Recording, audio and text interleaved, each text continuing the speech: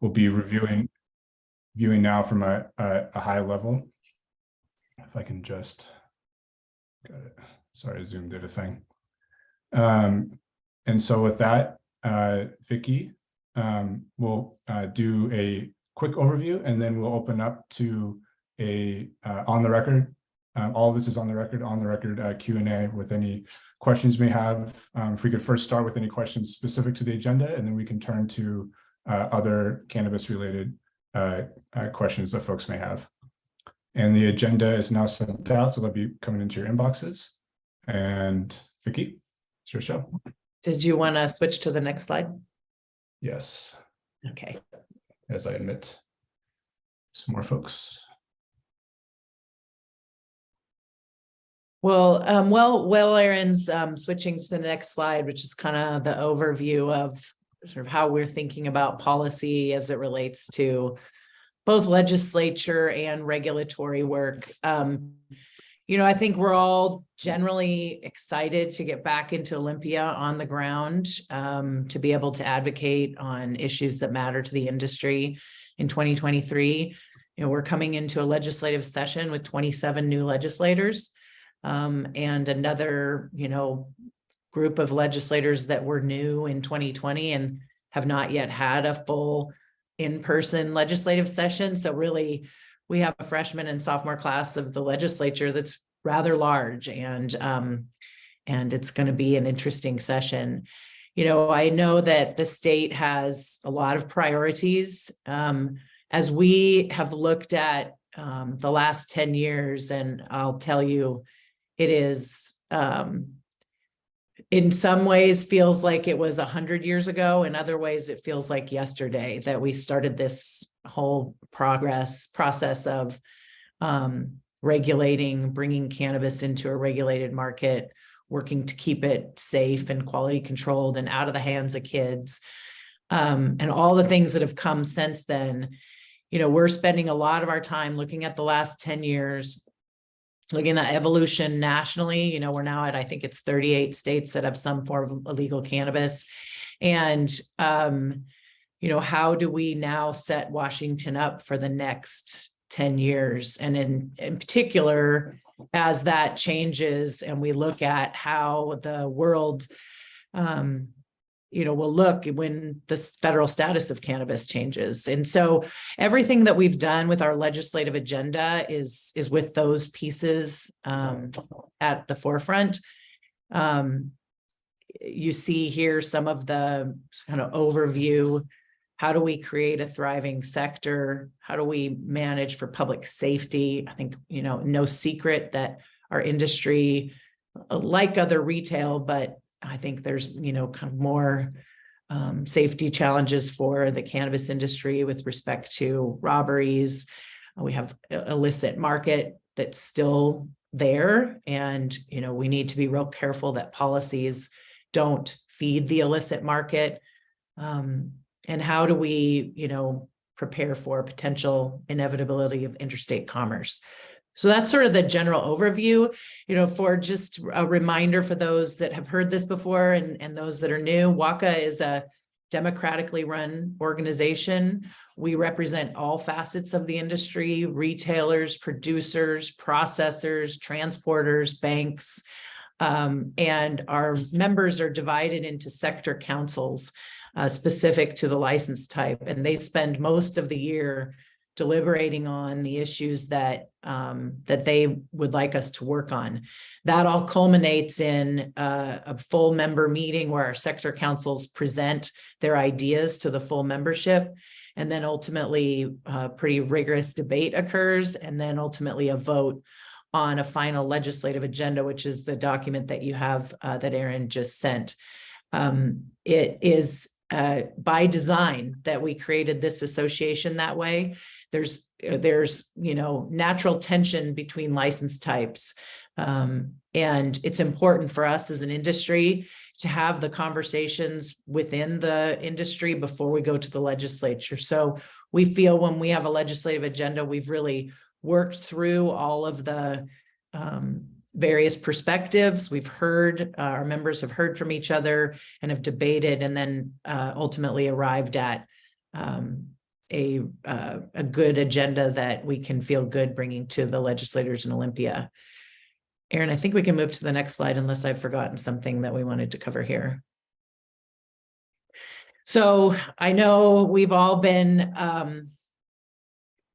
just fingers crossed, hoping, praying that something would happen in Congress, in the Senate in particular, with respect to the Safe Banking Act. And, I think we're closer right now than we've ever been before. It's definitely been a tumultuous couple weeks as we try to figure out a way to get something to happen on the Safe Banking Act. It's kind of feels like we're in a little bit of a downturn on that right now. However, I know that the legislators that care about it, as well as all of our businesses, are pushing hard for something to happen. And I cannot understate enough the work of Senator Patty Murray. She has been steadfast, working on this issue, making it a top priority, bringing it up to the forefront in every potential way she can, and really pushing on leadership to try to bring this issue to a vote before the end of the year. And,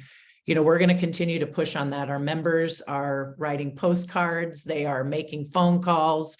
And, I also have to give a pretty strong shout out to our state treasurer, Mike Pelliciotti, who has been in DC.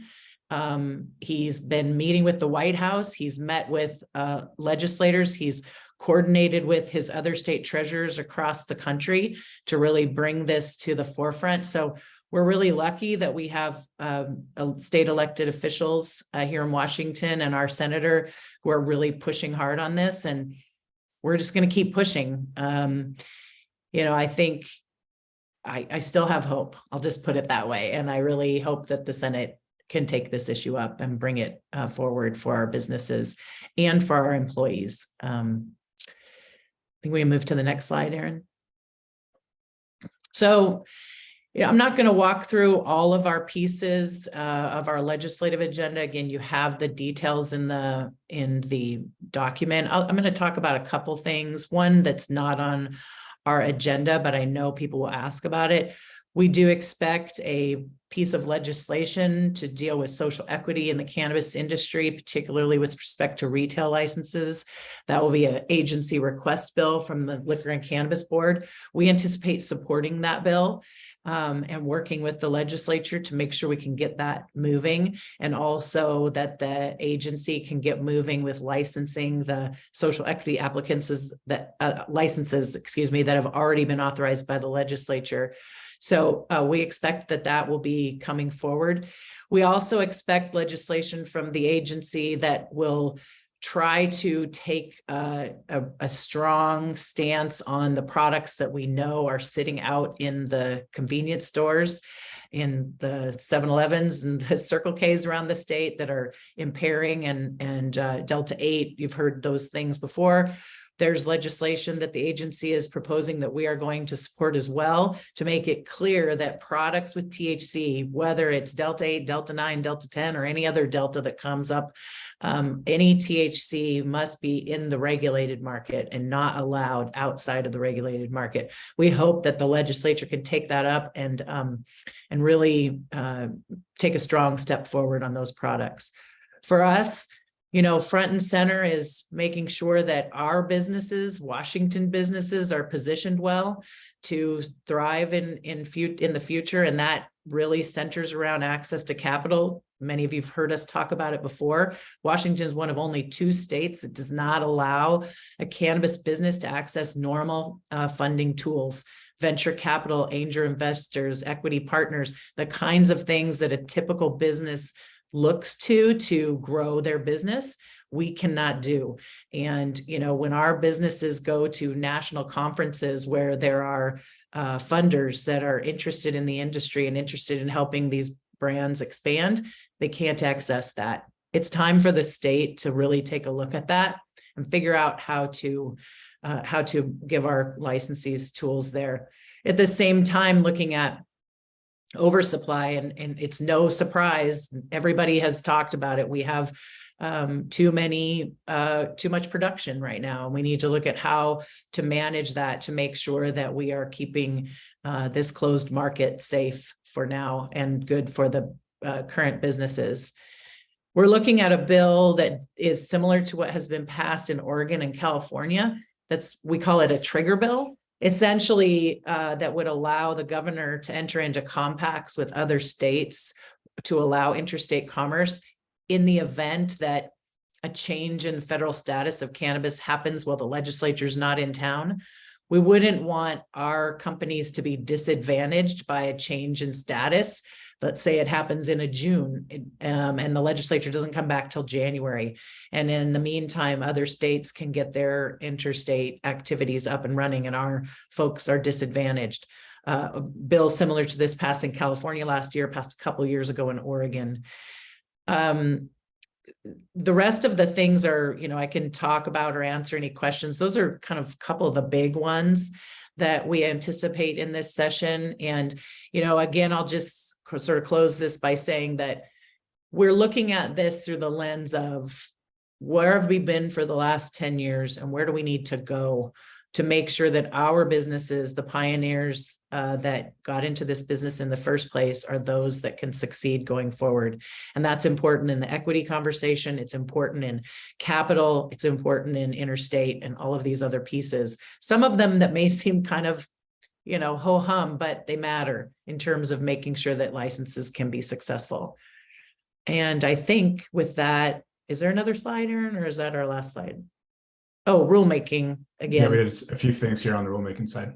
Yeah, and when in our work with the agency, and we've been really pleased with our interactions with the state agency and an interest, really feeling strong interest from the leadership at the LCB with Chair Postman and the new member Volendroff, really trying to take a look at the rules. I mean, remember, most of the rules were adopted in 2013 when we didn't know if the federal government was going to come in and shut this down. So a lot of those rules are very onerous and detailed and, maybe need to be modernized. So we're in process with a couple of rulemaking and also hoping to open more rules to kind of modernize, I'd say, the regulations for the industry. And with that, I think, unless I'm forgetting another slide, Aaron, I think I have finished my summary.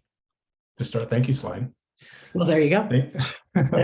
Thank you, Vicki. And so with that, we'll turn to our Q&A. I saw that Ryan has already raised his hand. So Ryan, if you want to unmute and let us know what your question is. All right. I actually have a few. I'll try not to take over the whole meeting here, but hi, Vicki. Thanks for doing this for us. The first thing I wanted to have you do, if you wouldn't mind, and I know we talked about this last year and in the past, but could you sort of just give us a basic reminder of why the non-Delta 9 THC products being out in places like Circle K's and 7-Eleven is a problem? Yes. So it's kind of a wonky issue, but essentially our law in the statute describes THC as related to Delta 9 THC. And when the Farm Bill at the federal law legalized hemp nationwide, it created essentially a loophole for people that figured out, well, the state doesn't identify Delta 8 THC. And so we can, by the fact that hemp is now legal nationwide, we can sell Delta 8 THC, which is also impairing. It is THC. It has slightly different effects on people, but it is an impairing substance. And so because of that loophole, we started seeing it everywhere. I saw it in my own town at multiple stores, and those products are not limited by age, so anybody can buy them, including children. And they do have impairing characteristics, as well as the fact they do not have any of the regulations that our licensees have to go through with respect to pesticide testing, with respect to safety, with respect to, frankly, being, honesty about the dosage. We know of people that have bought those products, tested them. Some of them are far higher in THC than they are advertised at. Some have zero. So, our opinion has been that the voters of the state of Washington chose to allow a regulated market for impairing substances such as THC. And this loophole of products out in the convenience stores and gas stations presents a public safety issue and also presents an unfair competition to the regulated industry. Great, thanks for that. On this push for the trigger law, is there something happening at the federal level? I mean, I know there's been sort of hints at, well, maybe they'll take it off Schedule 1 and that'll change the game. But what's happening there that we're so anxious to be ready to start moving in interstate commerce? Yeah, so I think, nothing specific, but we're now at 38 states with some form of legal cannabis. The pressure is building for some action in terms of how we address this substance. And, we've seen really strong bipartisan votes on the Safe Banking Act in the House 7 times now. Also, we just had a cannabis research bill sent to the president by Congress. So we're seeing change in behavior, change in views, change in thoughts around how this substance is treated, and we want to be ready. Again, the idea is if for some reason, let's say June of 2025, Congress acts and all of a sudden interstate commerce is legal, but our law prohibits it. You now have other states that can go from June to January in establishing their national brands and establishing themselves in other states, where our pioneers, those that were first, wouldn't be able to. And we potentially see ourselves a full year by the time the legislature came back in June, acted and got done in April, and bills went into effect before our industry is able to participate in that interstate market. The trigger bill really gives us the ability in that eventuality. It may not happen, right? But if it does, then we want to be ready, and we want our governor to be able to enter into agreements with those other states so that our folks can get out of the gate. Okay, and then the last thing, and I'll give up after that. You had mentioned, the angel investors and the venture capitalist folks. Is that just because cannabis businesses here are limited from taking out-of-state money?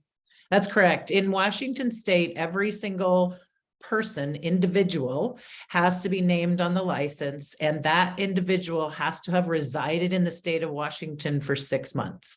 What that does is prevent, let's say, a venture capital firm that has, let's say, 10, 15, 20, or a mutual fund that has multiple people that are technically owners of that fund. They cannot invest in a cannabis business. Great, thank you. Yep. Thank you, Ryan. And I see that Claire from the Seattle Times has her hand up. Claire, you want to unmute? Hi, Claire.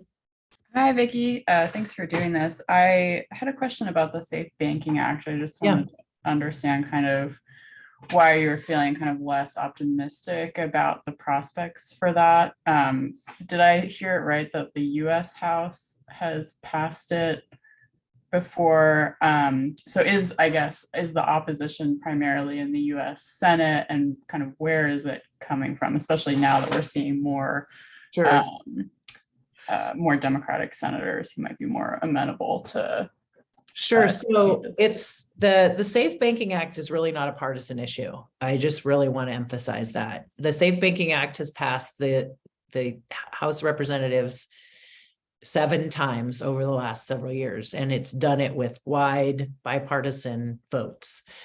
It has faced various obstacles in the Senate by some senators who either wanted more in the bill or didn't want the bill. And it's kind of languished in the Senate for quite some time. We have seen, though, a recent increase in interest in getting something done with respect to safe banking, particularly as it relates to, and we've all seen it, the real uptick in violent crimes against cannabis businesses. One of the key reasons that those violent crimes happen is the presence of cash in especially retail stores. And I think there's more of a recognition in recent months by key leadership in the Senate that this is a public safety issue, and it needs to be addressed. Additionally, we have employees of our licensees who, because of the source of their income, they can't get car loans, or sometimes their bank accounts are canceled because of the source of income being from cannabis. So I think that the sense of urgency has increased in the Senate, which is a good thing.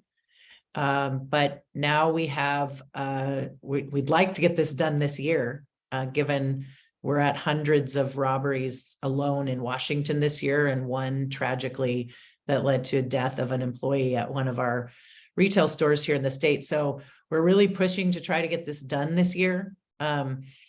And, there was some flurry of activity over the last couple of weeks, some speculation that the bill would be included in the Defense Authorization Act. That in the last few days has seemed to be less likely, but there's continued push to either get a standalone vote for SAFE before the end of the year, or included in some other bill that will be done in the next couple of weeks. So we're continuing to push for that. There is opposition, and we're just going to have to keep pushing and making the case for why this is important. If it doesn't happen before the end of the year, who knows how long it'll be before the next Congress takes it up. There's a lot of things that are top of mind, big issues that they want to deal with in both the House and the Senate. And we feel strongly that the bill is sitting in the Senate.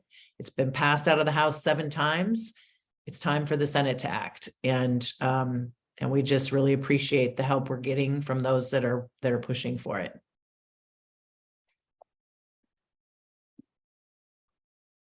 Thank you. Yeah. Thank you, Claire. Amy Radel of KOW, I see your hand is up. If you want to unmute yourself. Hi, good morning. I just wanted to get your thoughts on, I've spoken to researchers who are concerned about the transition towards so much more high THC products over the past 10 years. And they really want the state to do more to deter some of the consumption and also to help consumers understand dosing better. And I noticed you had an item that mentioned low THC. Maybe that is related to this. If you could just talk about what do your members want to do on these issues? Yeah. Well, so first of all, high potency products have been available for thousands of years, and they're very popular amongst particularly medical patients. Erin has a collection of articles from 10 years ago or so where we saw garage chemists blowing up their garages with in the illicit market, and really unsafe situations. Our members fundamentally believe that prohibition does not work. And that's actually the fundamental premise of 502 of the initiative, was prohibition does not work. We need a legal regulated marketplace. So we will not support any proposals that would prohibit certain products in this marketplace. All that will do is push it back to the garage chemists, and that's not good for anybody. Further, in the illicit market does not make sure that it's not a child purchasing a product. We need to keep the products in the regulated marketplace where we have over 95% success rate in keeping kids out of our stores and keeping products from them. So at the same time, we understand that there are concerns around high potency products. I don't think we necessarily agree that that's been an increase. They've been around forever, even before legalization. But we are interested in looking at different kinds of proposals that may help address concerns. Most interesting and not fully formed yet, but a lot of folks have talked about is potentially differential tax rates for higher potency products versus lower potency. And that's a conversation we're starting to have with legislators. So I think, fundamentally, this industry has proven that we are the best at making sure that products stay out of the hands of kids and that it's a safe marketplace. And we want to continue that.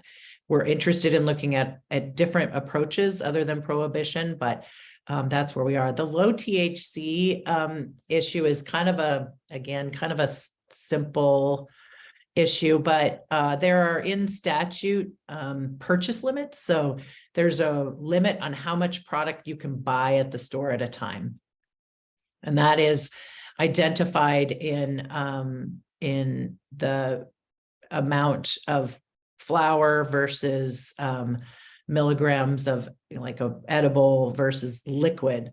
And there's a fluid ounce restriction that says that limits the amount of fluid ounces you can purchase, but it doesn't limit it based on the amount of THC.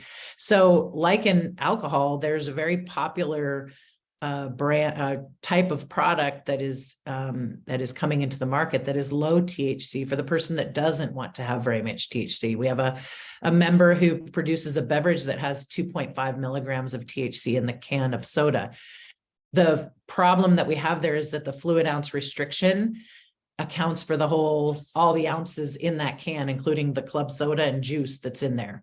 And what we're interested in doing is really looking at limiting how much THC people can purchase, not limiting how much club soda or chocolate or whatever. So that's what that issue is. It's a little more wonky, I guess, but happy to share the legislation when it's ready. A little different. Okay, thank you. Yeah.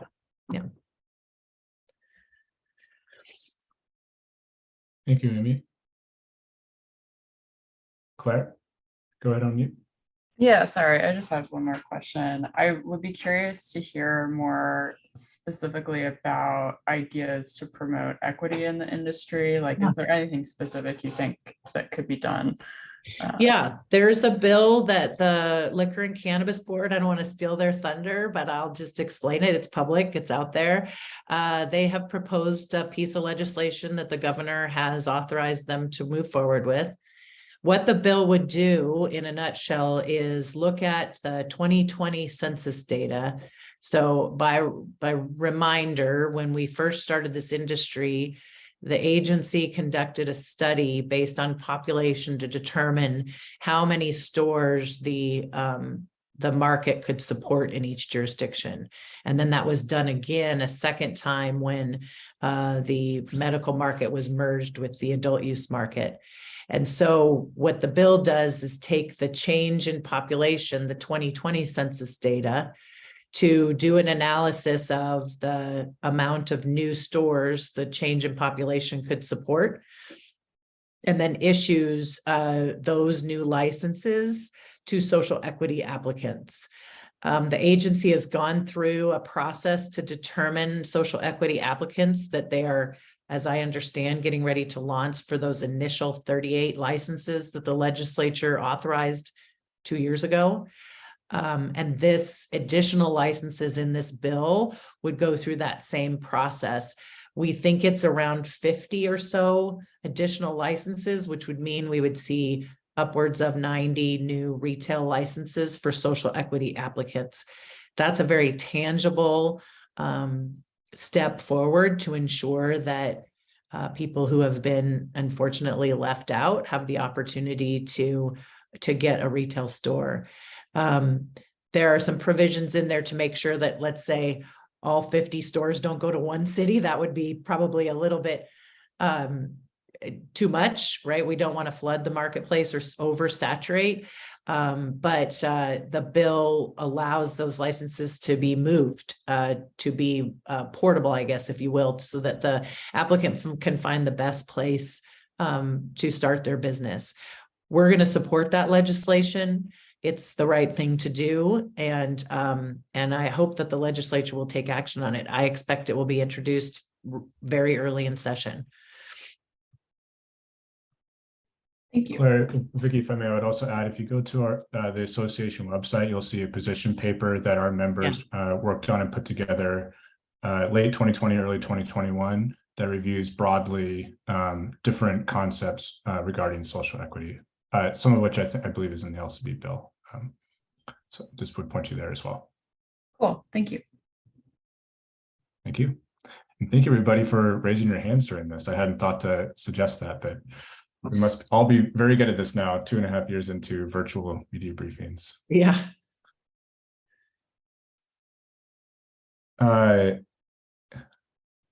Anybody else want to lob a question Vicky's way while we're all together here? Of course, we're all available still on email afterwards, perhaps once you've spent more time in the weeds of the priorities that our membership will be focusing on, or otherwise. Well, people are thinking I would just jump in one more time on the federal work. We've been to DC now with our membership, I think going on 6 times, most recently this September, to really bring attention to the needs of the industry and really appreciate the work that we're doing with our elected officials, as well as our national partner, which is an organization called ATTACH, American Trade Association for Cannabis and Hemp. We get to go to DC with other state associations. I think this year we had over 10 state associations in DC working with legislators. So, it feels a little bit like this industry is growing up, and that's something that I think, we're all very proud of and continue to work on.